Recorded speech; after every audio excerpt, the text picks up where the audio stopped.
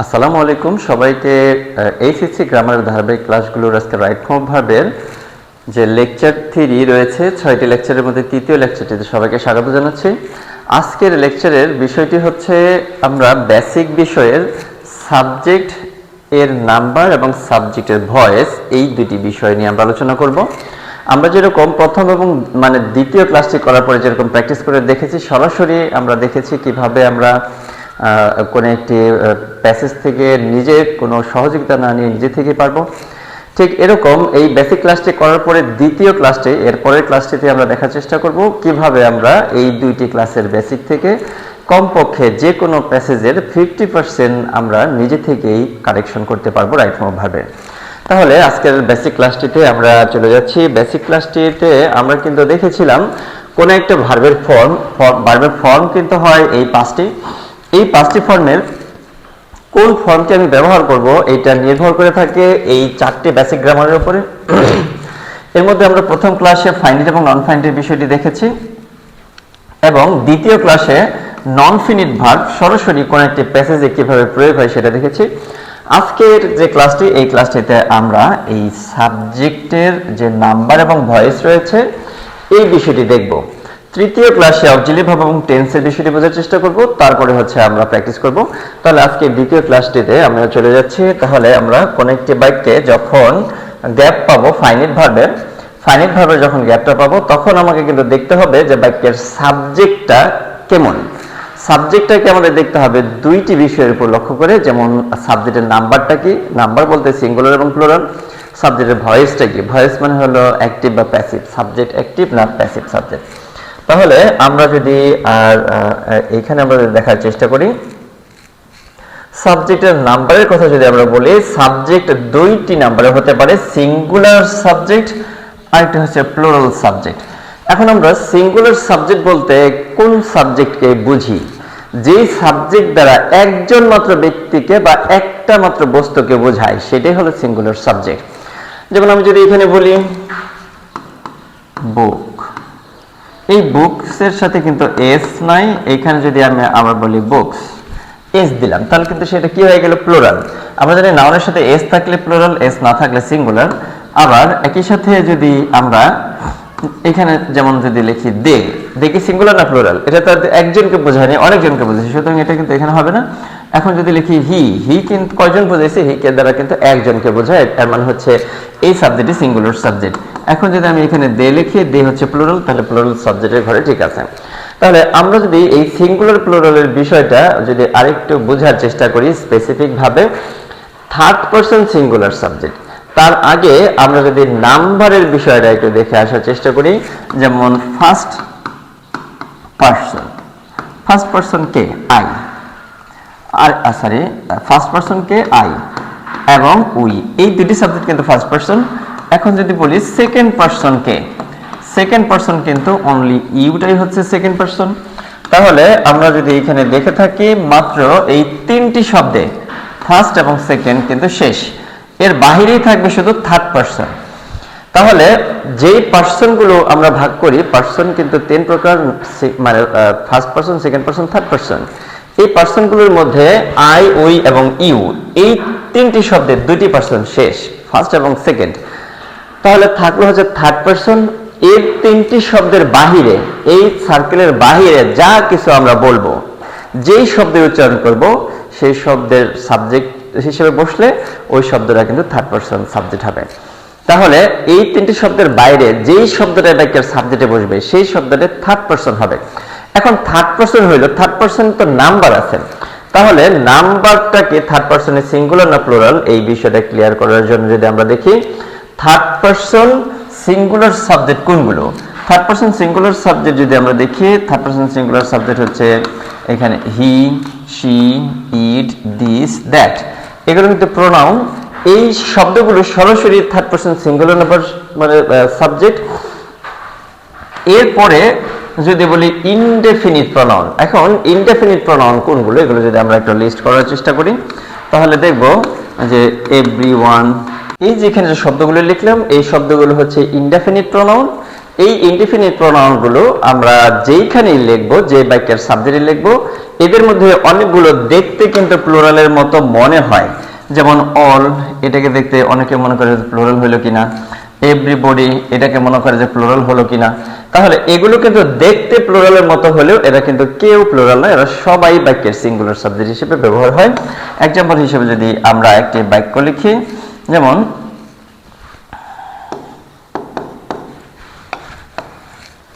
all well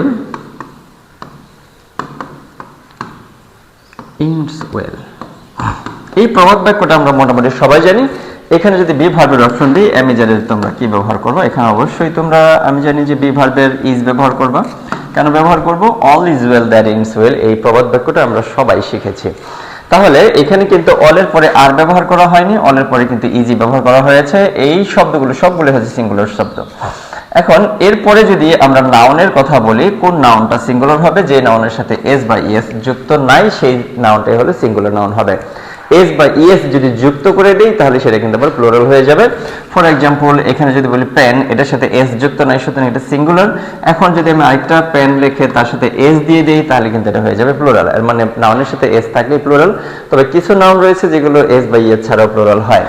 এখন এই যে থার্ড পারসন সিঙ্গুলার নাম্বার সাবজেক্টগুলো লিখলাম, এদের জন্য আমাদের ভার্বের একটা নির্দেশনা রয়েছে। ভার্বের নির্দেশনা হচ্ছে, যদি প্রেজেন্ট টেন্সের ভার্ব ব্যবহার করার প্রয়োজন হয় অথবা যেই ভার্বের ফর্মগুলোর একাধিক অপশন রয়েছে সেগুলোর ক্ষেত্রে এস যুক্ত ফর্মটা ব্যবহার করতে হবে। এই বিষয়টা আমি একটু ক্লিয়ার করে দেওয়ার চেষ্টা করছি। যেমন এইখানে যদি আমি বলি যে এখানে আমি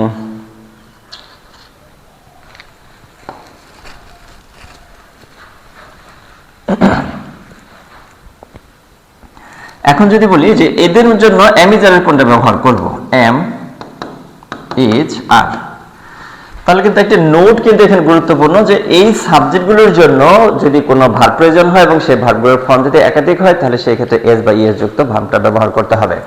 তাহলে এই ভার্বগুলোর মধ্যে কোনটা ব্যবহার করব? এই সাবজেক্টগুলোর জন্য আমরা সবসময় ইজ ব্যবহার করি। ওয়াজ এবং ওয়ার, এই দুটো সাবজেক্টের মধ্যে কোনটা ব্যবহার করব? এস আছে কোনটায়? এটার সাথে, ওয়াজের সাথে। হ্যাভ হ্যাজ কোনটা ব্যবহার করব? হ্যাজ। ডু ডাস কোনটা ব্যবহার করব? ডাস। আমরা কিন্তু দেখে এসেছি প্রেজেন্ট ফর্মের ভার্বের ফর্ম কয়টি। প্রেজেন্টের ভার্ব কিন্তু এখানে দেখে এসেছি যে দুইটি ফর্ম রয়েছে। পাস্টের কটা? একটা। যেহেতু প্রেজেন্টের অপশন হয়ে গেল দুইটা, তাহলে কোনটা ব্যবহার করব? সিঙ্গুলার সাবজেক্টগুলোর জন্য এই যে এস বা ইএস যুক্ত ফর্মটা তাহলে ব্যবহার করব আমরা। তাহলে এই নিয়ম অনুযায়ী আমাদের এস বা ইএস যুক্ত ফর্মটা ব্যবহার করতে হবে। এখন আমরা যদি মূল ভার্বের বেস প্রেজেন্ট ব্যবহার করতে চাই তাহলে এস বা ইএস যুক্ত করে দিতে হবে। তাহলে থার্ড পারসন সিঙ্গুলার নাম্বার যে শব্দগুলো রয়েছে যেগুলো দ্বারা একজনকে বোঝায়, এই শব্দগুলোর জন্য, এই সাবজেক্টগুলোর জন্য ভার্বের সাথে এস বা ইএস দিতে হবে যদি একাধিক ফর্ম থাকে। তাহলে হি, এইখানে একটা ভার্ব দিলাম,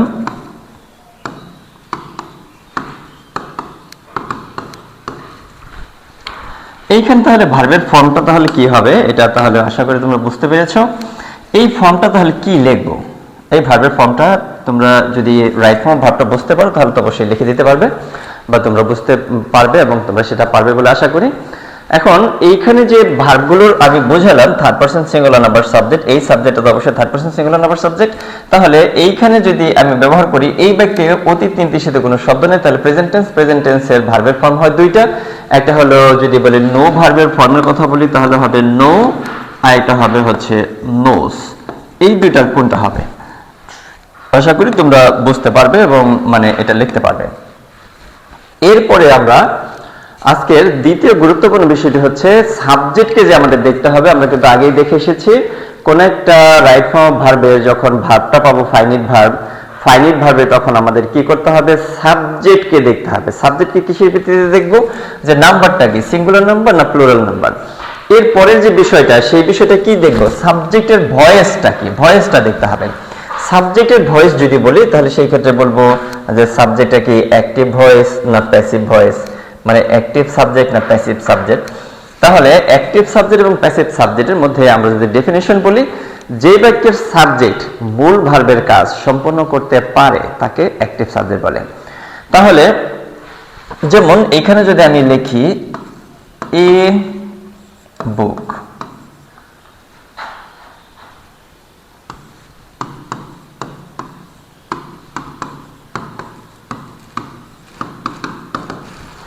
এখানে একটা ভার্বের গ্যাপ দেওয়া হলো। এই ভার্বটা যে অবশ্যই ফাইনাইট ভার্ব তাহলে তো বুঝতে পেরেছো সবাই, কারণ এই ভার্বের পূর্বে একটা সাবজেক্ট রয়েছে।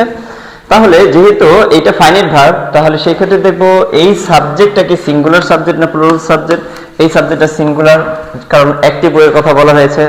এখন তাহলে আরেকটা বিষয় দেখতে হবে যে এইখানে এই যে বাই কিনার কাজটা এই বইয়ে করতে পারে কিনা। আমরা সবাই জানি যে বইয়ে কিন্তু কিনতে পারে না, তাহলে এটা কি অ্যাক্টিভ হলো না প্যাসিভ হলো। আমরা অ্যাক্টিভ সাবজেক্টের ডেফিনিশনের মধ্যে পড়ছি যে বাক্যের সাবজেক্ট, এই যে বাক্যের সাবজেক্টটা এই মূল ভার্বের কাজটা করতে পারবে, এটা হচ্ছে অ্যাক্টিভ সাবজেক্ট। এখন আরেকটা যদি আমি এখানে एग्जांपल রাখি, হি,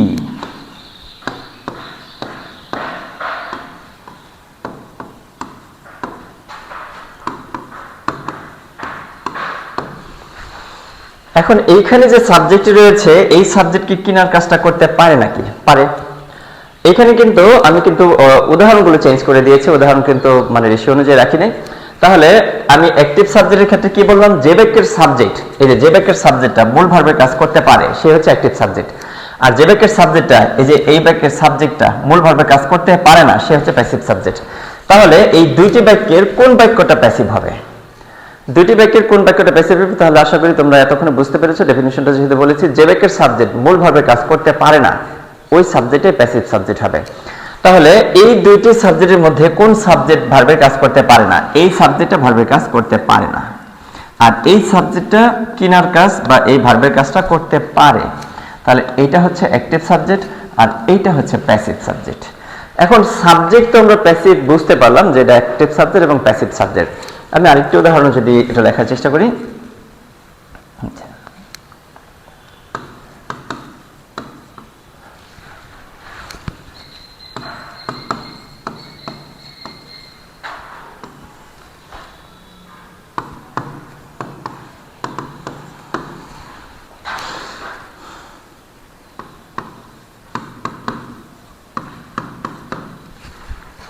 আচ্ছা এখন এই যে একটি ভার্ব লিখলাম, এই ভার্বের তো সাবজেক্ট রয়েছে, তাহলে সুতরাং এই ভার্বটা হচ্ছে ফাইনাইট ভার্ব।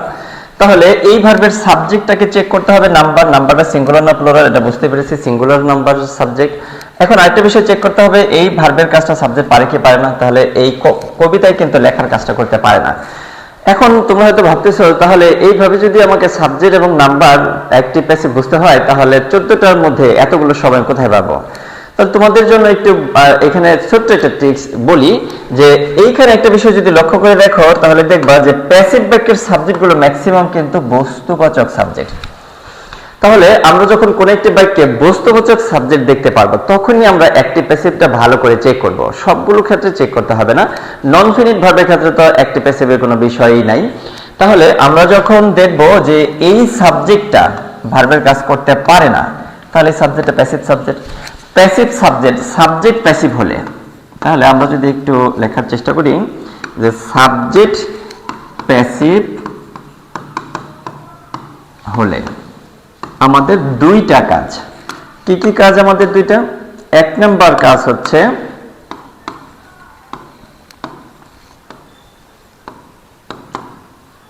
অতিরিক্ত একটি বিভাগ। বিভাগ মানে কি বলতে চাইলাম? বিভাগ মানে am, is, are, was, were, modal verb থাকলে তারপরে বি, এগুলো হচ্ছে বিভাগ। এটা কি করব? বাক্যের মধ্যে থেকে নেব না বাক্যের বাইরে, অতিরিক্ত টেন্সের বাইরে। এখন এরপরে দুই নাম্বার কাজ কি? দুই নাম্বার কাজ হচ্ছে যে ভার্বটা থাকবে মূল ভার্ব, যেটা ব্র্যাকেটে দেওয়া থাকবে, মূল ভার্বের B3 ফর্ম মানে পাস্ট পার্টিসিপল ফর্ম ব্যবহার করতে হবে। সাবজেক্ট প্যাসিভ হলে আমাদের দুইটা কাজ, অ্যামিজার, ওয়াজার বা বি, এগুলো থেকে একটা নিতে হবে। বি হবে কখন? মোডাল ভার্বের পরে বি হয়। পাস্ট টেন্স যদি থাকে তাহলে ওয়াজার হবে। বাক্যটা যদি প্রেজেন্ট টেন্স থাকে অ্যামিজার থেকে একটা নিব। তাহলে এই বাক্যটাকে যদি আমরা দেখি, এই ভার্বের কাজটা যেহেতু কবিতায় করতে পারে না তাহলে সাবজেক্টটা প্যাসিভ সাবজেক্ট। যেহেতু সাবজেক্টটা প্যাসিভ সাবজেক্ট তাহলে আমাদের করণীয় কাজ হচ্ছে অতিরিক্ত একটা বি ভার্ব। এই বাক্যটা কি প্রেজেন্ট না পাস্ট? যেহেতু লাস্ট ইয়ার, গত বছর, তাহলে সেই ক্ষেত্রে ওয়াজ অথবা ওয়ার থেকে একটা নিতে হবে। কবিতা কি সিঙ্গুলার না প্লুরাল? এখানে সিঙ্গুলার, তাহলে ওয়াজ এর কোনটা নেব? এস আছে কোথায়? ওয়াজ, এটা নেব। ওয়াজ দিলাম, একটা কাজ করলাম। এইখানে যে ভার্বটা আছে, এখন এই ভার্বের পাস্ট পার্টিসিপল ফর্ম ব্যবহার করব। তাহলে আমরা কিন্তু এইখানে দেখলাম যে দুইটা কাজ করেছি আমরা। অতিরিক্ত অ্যামিজার ওয়াজার বা বি থেকে একটা নিয়েছি, এরপরে হচ্ছে যে ভার্বটা দেওয়া ছিল ব্র্যাকেটে সেই ভার্বের 3 ফর্ম ব্যবহার করেছি। এখন আমরা যদি দেখি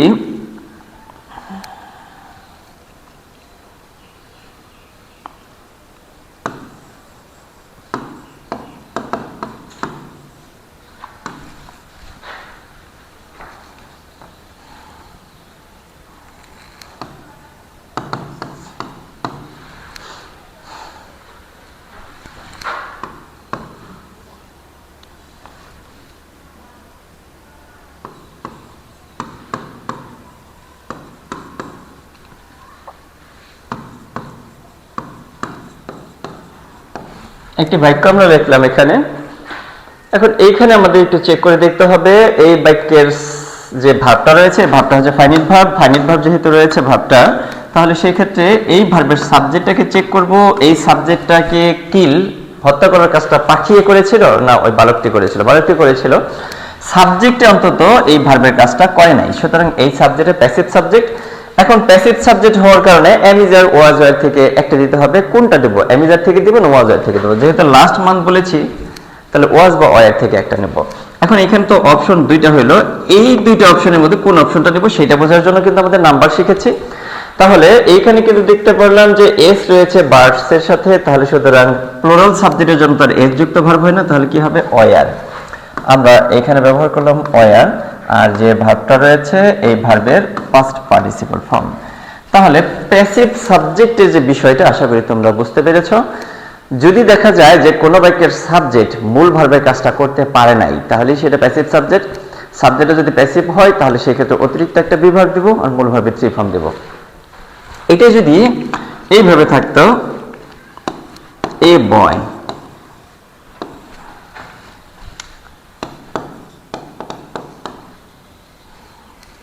kill the poppers,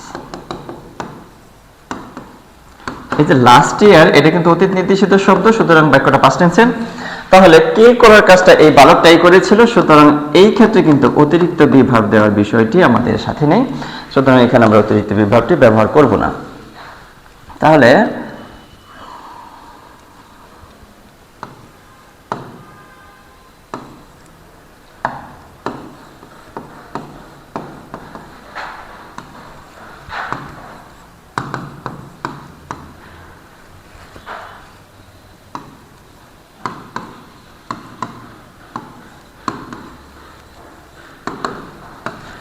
তাহলে এইখানে দেওয়ার কাজটা ফ্লাওয়ারে করতে পারে কিনা? দেওয়ার কাজটা কোনোভাবে একটি ফুলে দিতে পারে না, এটা হচ্ছে একটা প্যাসিভ বাক্য। লাস্ট নাইট যেহেতু বলেছি, তাহলে গত রাত্রে, তাহলে সেই ক্ষেত্রে এটা তো প্যাসিভ। অতিরিক্ত একটা বি ভার্ব যদি দেই প্যাসিভের জন্য, তাহলে কি দেব? আমরা ব্যবহার করব এখানে অতিরিক্ত বি ভার্ব হিসেবে ওয়াজ। আচ্ছা, এখন যদি প্রেজেন্ট হইতো তাহলে কি দিতাম? ইজ। আর মূল ভার্ব যেটা আছে সেই মূল ভার্বের পাস্ট পার্টিসিপল ফর্ম। তাহলে আশা করি তোমরা এই বাক্যে, এই ক্লাসে অ্যাক্টিভ প্যাসিভ নাম্বার সিঙ্গুলার প্লুরালের যে বেসিক বিষয়টা আলোচনা করেছি সেই বিষয়টা তোমরা বুঝতে পেরেছো, এবং এই বিষয়টা বুঝতে পেরে তোমরা প্যাসেজের মধ্যে তোমরা উত্তর করতে পারবে। দ্বিতীয় যে ক্লাসটি আমরা করব, এর পরের যে ক্লাসটি, দ্বিতীয় ক্লাসটি বলতে চতুর্থ ক্লাস হবে লেকচার, সেটা এই বেসিক বিষয়ের যে আমি বলেছিলাম যে মানে এর পরের যে ক্লাসটি, এই ক্লাসটিতে আমরা আর দুইটা বেসিক দেখে সরাসরি দেখার চেষ্টা করব যে শুধুমাত্র বেসিকগুলো থেকে আমরা কিভাবে 50%-এরও বেশি প্রশ্নের উত্তর নিজে থেকে করতে পারি। তাহলে তোমরা পরবর্তী ক্লাসটিতে অবশ্যই জয়েন করবে এবং দেখবে এই ক্লাসটি আমরা এর পরবর্তী মডিউলের যে অংশটি রয়েছে সেখানে রেখেছি। একই সাথে এই মডিউলেও কিন্তু অনেকগুলো প্র্যাকটিস রাখা আছে, সেই প্র্যাকটিসগুলো তোমরা অংশগ্রহণ করবে। আর হচ্ছে রাইট ফর্ম ভাবটি তোমরা ভালোভাবে অনুধাবন করতে পেরেছো বলে আশা করি, এবং পরবর্তী যদি কোনো লাইভ ক্লাসে অ্যাটেন্ড করো তোমরা, তাহলে সেক্ষেত্রে সরাসরি প্রশ্ন করতে পারবে যে বিষয়গুলো তোমরা এই ক্লাসে বুঝতে পারেনি। তাহলে তোমরা তোমার ফ্রেন্ড সার্কেলকে লংগুলোর সাথে সংযুক্ত রাখবে এই প্রত্যাশা রেখে আজকে আমি বিদায় নিচ্ছি। ধন্যবাদ সবাইকে আজকের ক্লাসটি দেখার জন্য।